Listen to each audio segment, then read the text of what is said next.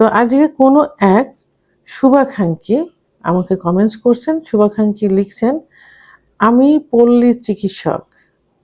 আমার কাছে একজন বলে যে কোনো ওষুধ খেয়েও কাজ হয় না, খাবার দাবার সব ঠিক আছে, আবার ডায়াবেটিস ও ফ্যাটি লিভার টাইপ 3 আছে। এই ক্ষেত্রে কি করণীয়? পরামর্শ দিলে ভালো হতো। দেশের এবং প্রবাসের ভাই বোনদের প্রতি সালাম। আসসালামু আলাইকুম। আমি প্রভাষক ডাক্তার রিক্তা পারভিন, হোমিওপ্যাথি এবং আয়ুর্বেদিক চিকিৎসক। আজকে খুব সুন্দর একটা কমেন্টসের অ্যান্সার করব। যে অ্যান্সারটা যারা ডায়াবেটিস রোগী এবং যাদের ফ্যাটি লিভার আছে তাদের জন্য খুবই গুরুত্বপূর্ণ, বিশেষ করে সেক্সুয়াল বিষয়। তো ডায়াবেটিস কিন্তু এখন অধিকাংশ ফ্যামিলিতেই দেখা যায় থাকে। অনেকেরই ডায়াবেটিস, ছোট 18-19 বছর বয়সেও কিন্তু ডায়াবেটিস দেখা দিচ্ছে। অবশ্য ছোটোর থেকেই ডায়াবেটিসটা হয়, অনেকেরই হয়। তো সেই ক্ষেত্রে আমরা সাধারণত মনে করি যে 30-এর পরে যে মানে ডায়াবেটিস হবে, সে ধারণাটা ভুল।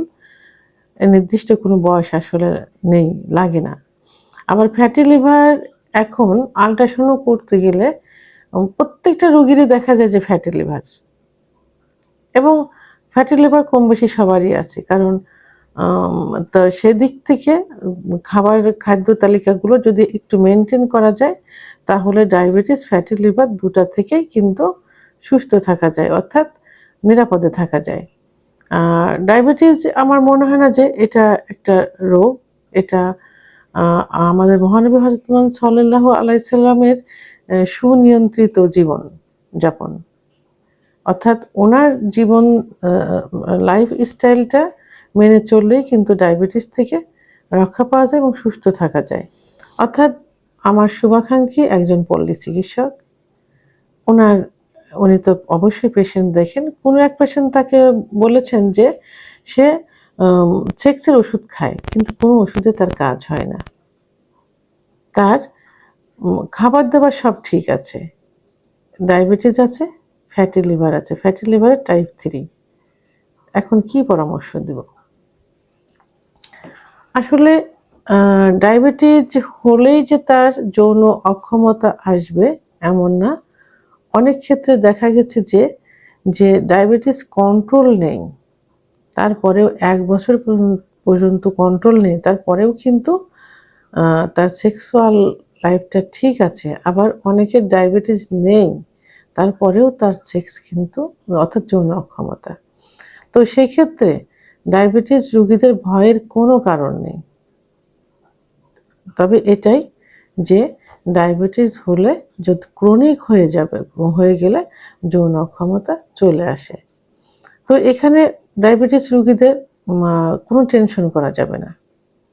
কিছু নিয়ম কানুন মেনে চললেই কিন্তু ডায়াবেটিস ভালো থাকে, নিয়ন্ত্রণ থাকে। আর ডায়াবেটিস নিয়ন্ত্রণ যদি থাকে তাহলে তো যৌন অক্ষমতা আসার কোনো কারণ নেই। আরেকটা হলো ফ্যাটি লিভার। ফ্যাটি লিভারের কিছু খারাপ দিক আছে, যে ফ্যাটি লিভার হলে কিছু সমস্যা দেখা যায়। তার মধ্যে প্রধান একটা সমস্যা হলো যৌন অক্ষমতা চলে আসে। এটা ফ্যাটি লিভারের রোগীদের এটা হয়ে থাকে। তারপরেও যে ভদ্রলোকের কথা বলেছেন, ওনার তো ফ্যাটি লিভার টাইপ 3, আর ক্রনিক হয়ে গেছে, বেশি হয়ে গেছে। তো এখন আসলে আপনি উল্লেখ করেননি যে উনি যে ওষুধগুলো খেয়েছেন সে ওষুধগুলা অন টাইম জাতীয় কিনা।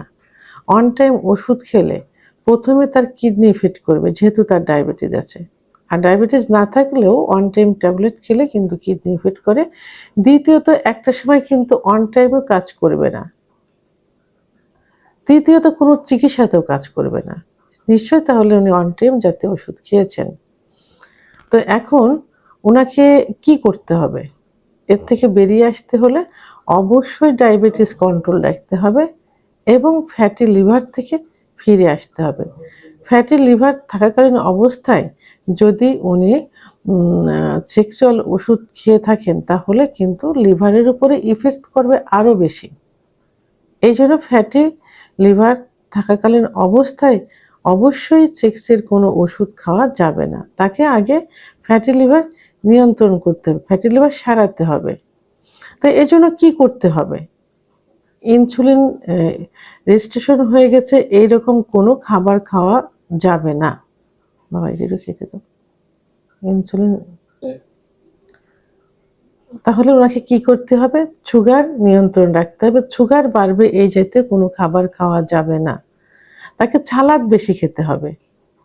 সালাদ কি? এটা ডায়াবেটিসের জন্য কাজ করবে, ফ্যাটি লিভারের জন্যও কিন্তু কাজ করবে। সালাদ কি? তাকে সবুজ শাকসবজি, টমেটো, গাজর, এই জাতীয় শসা, এই জাতীয় সবকিছু মিলিয়ে খাঁটি সরিষা দিয়ে সালাদ তৈরি করে খেতে হবে। নিয়মিত তাকে এক্সারসাইজ করতে হবে, অর্থাৎ ব্যায়াম করতে হবে। ৪৫ থেকে ১ ঘন্টা হাঁটাহাঁটি করতে হবে। হাঁটাহাঁটির মাধ্যমে যে ব্যায়ামটা হয় সেই ব্যায়াম করতে হবে। যদি হাঁটাহাঁটি করতে না পারেন, ঘরের ভিতরে রুমে ওয়াকিং মেশিন অথবা কিছু ব্যায়াম আছে, যে ব্যায়ামগুলো করতে হবে। এটা ফ্যাটি লিভারের জন্য কাজ করবে এবং ডায়াবেটিসের জন্য কাজ করবে। আর তেলে ভাজি কোনো খাবার খাওয়া যাবে না।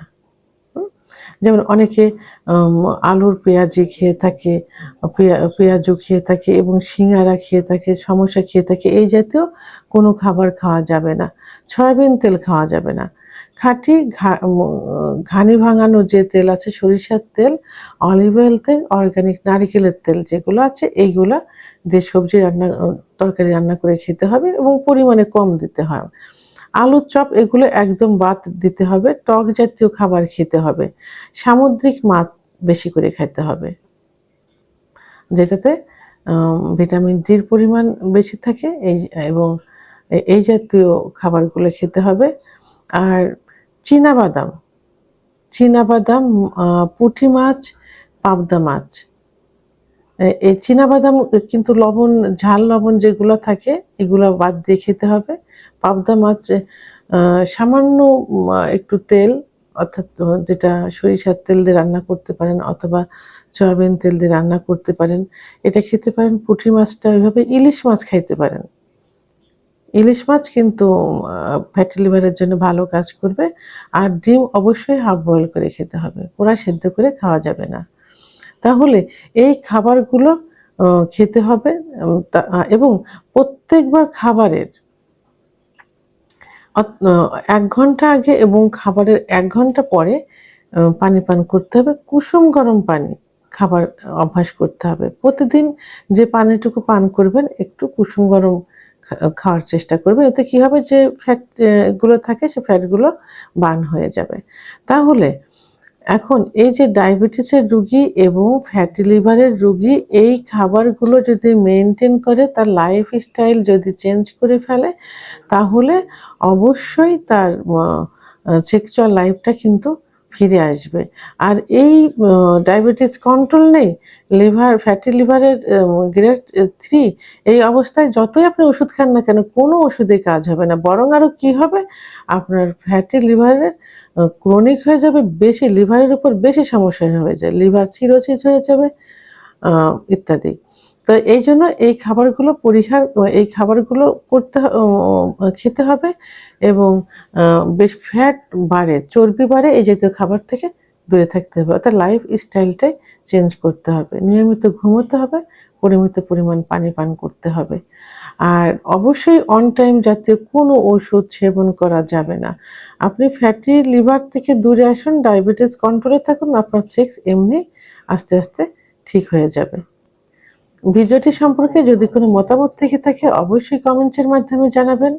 আর ভিডিওটি ভালো লাগলে লাইক, কমেন্ট, সাবস্ক্রাইব করে আমার সঙ্গে থাকুন। আল্লাহ হাফেজ।